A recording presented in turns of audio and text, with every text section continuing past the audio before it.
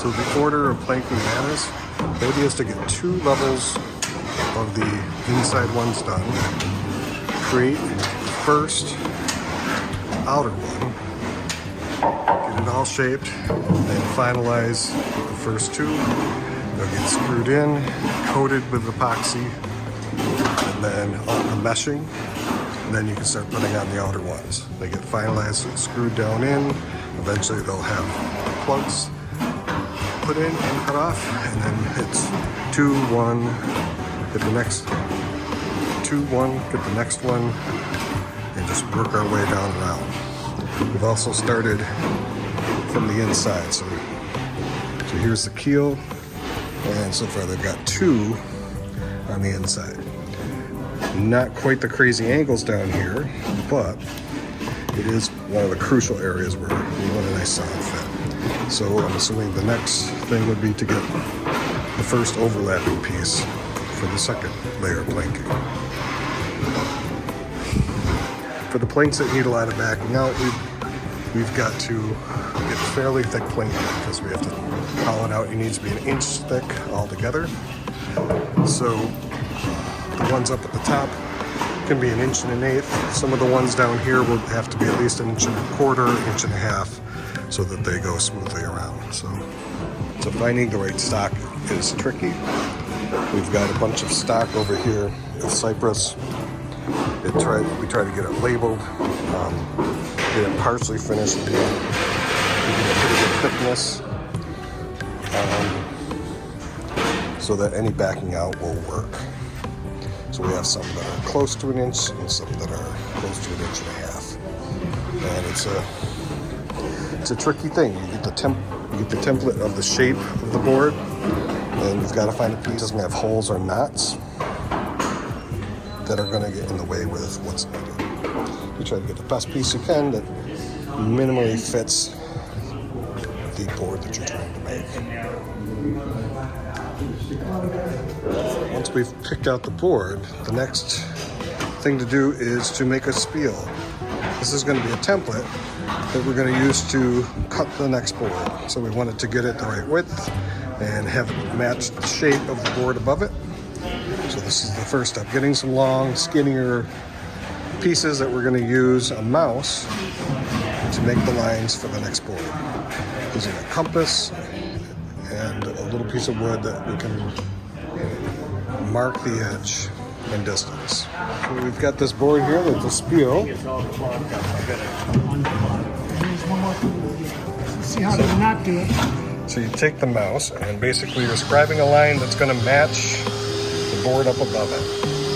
Just slide it along and make that mark. Once that line's going all the way across, then we're going to measure the thickness of our board when we lay it out on the final board. Yes. So this is called spiling. You put the point on your cross section of the rib and our mouse line. The pencil point goes on the preset. We set this line here from the ribs before, right? Mm-hmm. Using our omnigraph, and then we just make a mark, our line, and then that gives us our distance from there to the bottom of our board. Yep. So we put our template on the board, we can get the thickness of the board. And so each frame we have, that's going to be marked so that we get a nice smooth line for the bottom of the board that will use a batten to make it all mesh out. So that's where we're ending today. We've got the spiling template up there.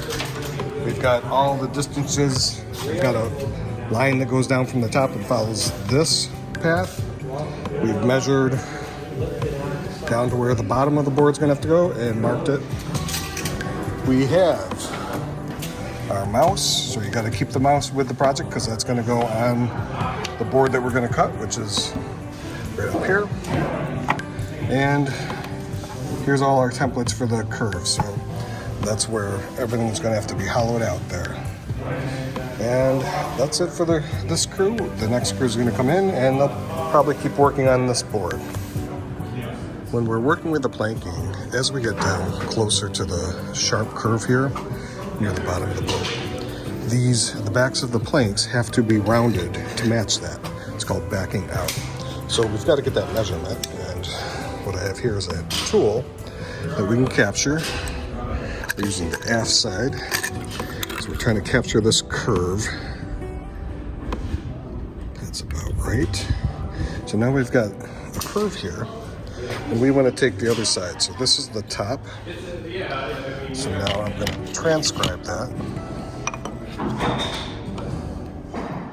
So there's the curve, and what I'm going to do is cut that out, and then we'll have a template here for 45, and here is the top. And that's how we make the template. So you can see. Let's back it out.